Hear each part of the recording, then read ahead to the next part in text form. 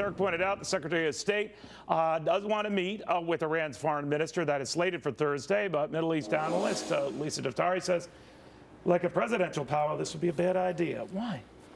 Well, any meeting with the Iranian regime will only prove to legitimize their actions up to now.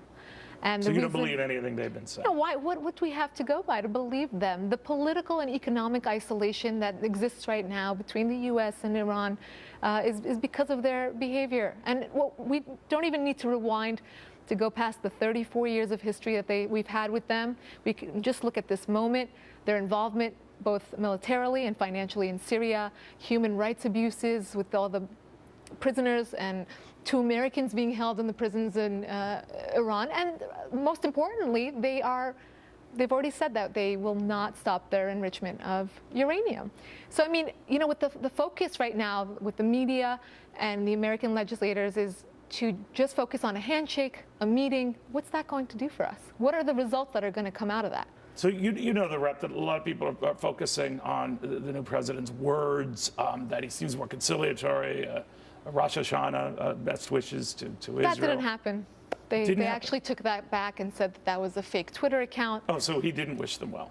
He didn't put out that message. But okay. You know what? Let's say even if he had, I mean, there's his record speaks for itself.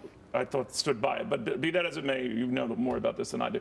That you don't find even the language or the tone warrants a change in how we treat them, because the other guy was a nutcase, Ahmadinejad, right?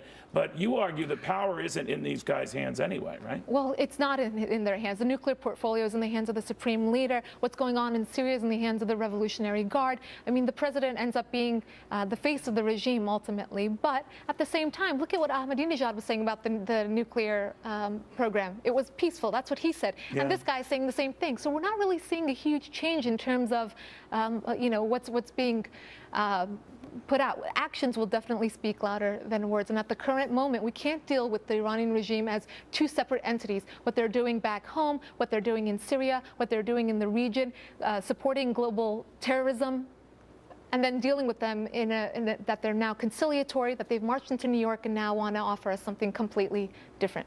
All right, Lisa, thank you very, very much. Pleasure.